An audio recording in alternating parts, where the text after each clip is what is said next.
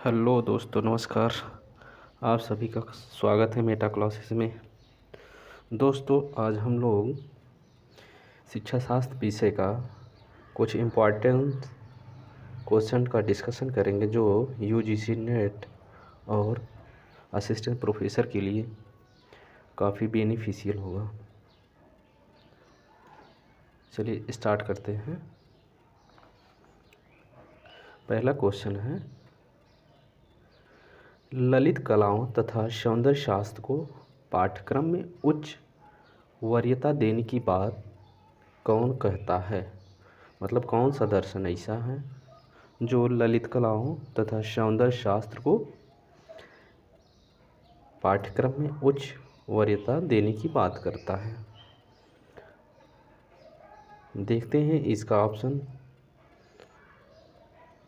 ए प्रकृतिवाद, B अस्तित्ववाद, सी आदर्शवाद, D प्रयोजनवाद। जैसे कि इसमें दिया गया है कि सी आदर्शवाद ऐसा दर्शन है जो ललित कलाओं तथा सौंदर्य शास्त्र को पाठ्यक्रम में उच्च स्थान देने की बात करता है। आदर्शवाद विचारधारा के प्रवर्तक प्लेटो का विचार था, जिसमें साहित्य, ललित कला विभिन्न युगों में किए जाने वाले मनुष्यों के मानसिक एवं कलात्मक कार्यों का परिणाम है। इस सांस्कृतिक शक्ति पर प्रत्येक व्यक्ति का अधिकार समान रूप से है। और इनका प्लेटो का जो बुक का नाम है आइडियलिज्म ऑफ थॉट करके ऐसे शायद है, उसको देख लीजिएगा। इनके बुक को पूछा गया था असिस्टेंट प्रोफेसर में, या आइडियाज करके ऐसे कुछ करके हैं, याद अभी नहीं हो रहा है।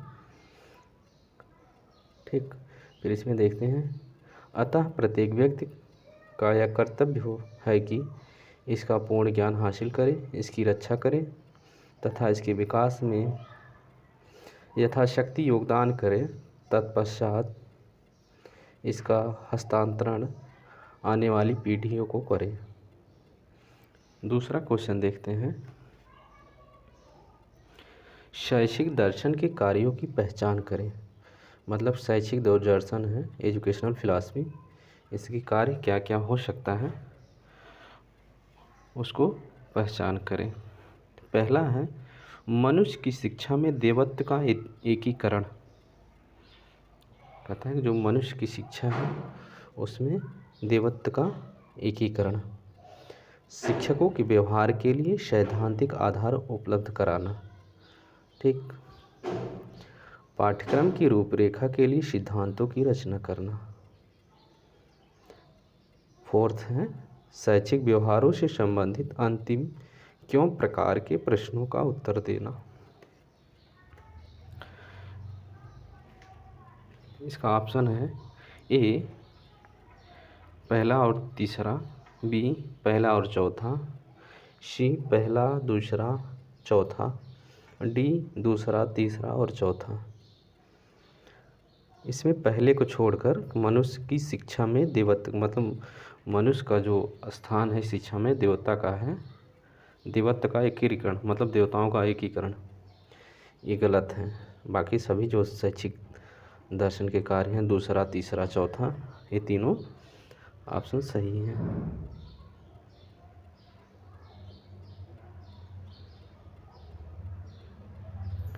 शैक्षिक दर्शन वास्तव में दर्शन का ही एक अंग है।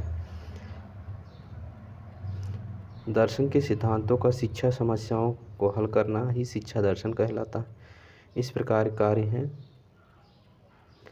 नहीं दोस्तों, इसमें ऑप्शन जैसे चारों सही हैं, लेकिन जो पहला ऑप्शन है मनुष्य की शिक्षा में देवत्व का एकीकरण, ये ऑप्शन में नहीं दिया गया है, इसलिए हमको लगा कि ये नहीं है, लेकिन ये भी है।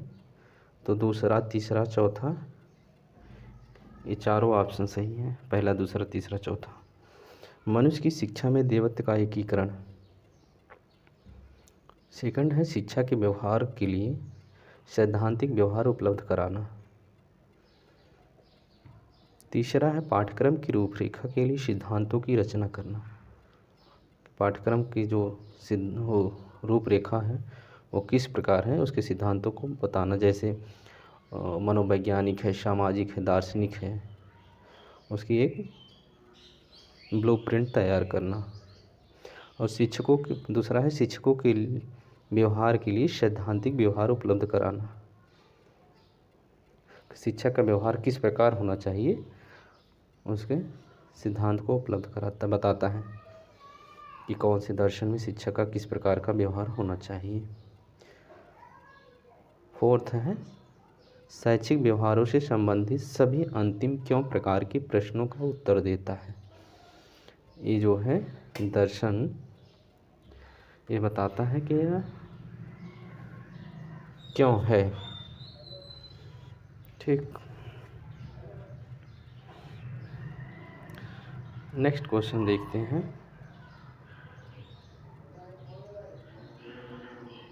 प्रयोजनवाद की प्रकृति करणवादी है क्योंकि पहला ऑप्शन है पूछ रहा है कि प्रयोजनवाद का जो नेचर है वह करणवादी क्यों है। पहला जो ऑप्शन है यह शिक्षा को सामाजिक परिवर्तन का उपकरण मानता है। कहता है कि जो शिक्षा है वह सामाजिक परिवर्तन का एक उपकरण है, प्रयोजनवाद। दूसरा है छात्रों के अधिगम के संवर्धन के लिए, मतलब छात्रों की लर्निंग बढ़ाने के लिए यह प्रचुर मात्रा में टीचिंग एड्स शिक्षण सहायक सामग्रियों के उपयोग पर बल देता है। सी है लोकतंत्र द्वारा सी है, अब दिख रहा होगा, सी है शिक्षक लोकतंत्र द्वारा शिक्षा का प्रयोग अपने उपकरण के रूप में। डी है यह ज्ञान तथा मूल्यों को साधन मानता है। कहता है कि जो ज्ञान है यह तथा ज्ञान और मूल्य को साधन मानता है लेकिन साध्य नहीं है। ठीक,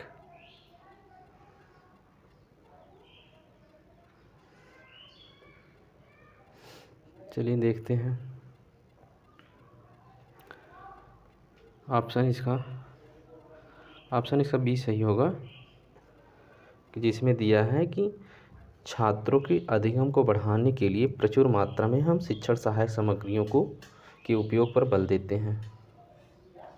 करणवादी अगर इसका देखें तो अब इसका एक्सप्लेनेशन देख लेते हैं कि प्रयोजनवाद की प्रकृति करणवादी है क्योंकि यह छात्रों के अधिगम के संवर्धन के लिए यह प्रचुर मात्रा में शिक्षण सहायक सामग्रियों के उपयोग पर बल देता है। प्रयोजनवादी विज्ञान व तकनीकी की शिक्षा पर बल देते थे। उनका मानना था कि शिक्षा का संबंध मनुष्य के वास्तविक जीवन से होना चाहिए, इसलिए वे शिक्षण विधि में प्रयोगशाला विधि को महत्वपूर्ण स्थान देते हैं। इसलिए प्रयोजनवाद को प्रयोगवाद के भी नाम से जाना जाता है। दोस्तों यदि अगर इसमें शिक्षण सूत्र की बात करता है, जैसे क्वेश्चन में यदि शिक्षण सूत्र आता है तो शिक्षण सूत्र का सूत्रपात यथार्थवाद में किया गया था। यह शिक्षण सूत्र का जो देन है वह यथार्थवाद की देन है।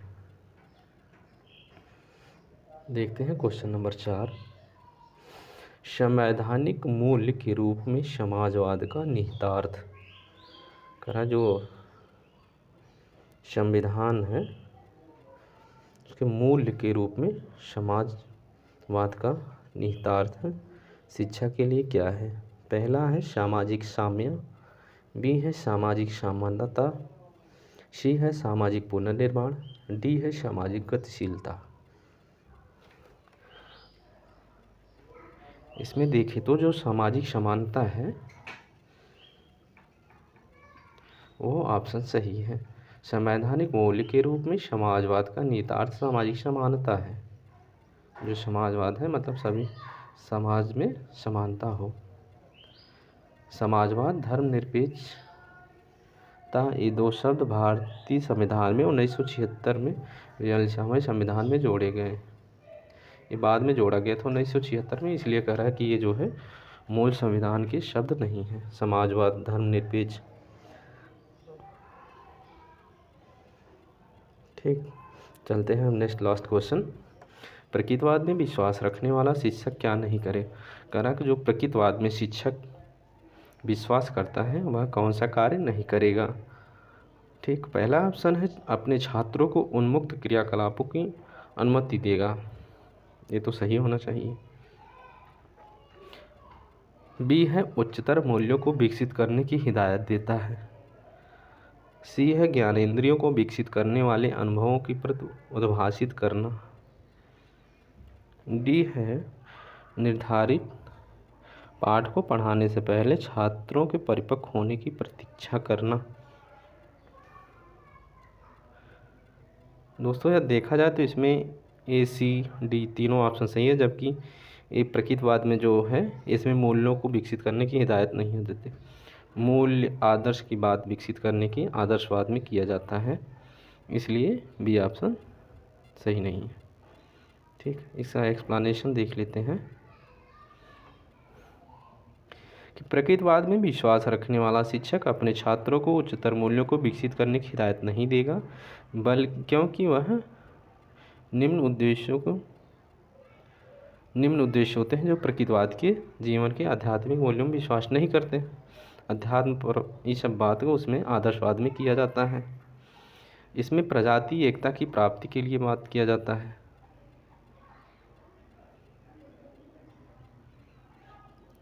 कह रहा है कि प्रजाति एकता की प्राप्ति प्रकृतिवाद जीवन के आध्यात्मिक मूल्यों में विश्वास नहीं करता है।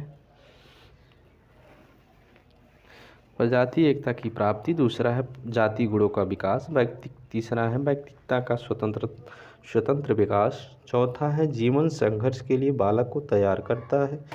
प्रकृतिवाद बालकों में वातावरण से अनुकूलन की क्षमता उत्पन्न करता है। व्यक्ति का बौद्धिक विकास, आत्मसंरक्षण व आत्मसंतोष पैदा करता है। ठीक है दोस्तों, आज के लिए बस इतना है, बाकी मिलते हैं हम नेक्स्ट वीडियो में।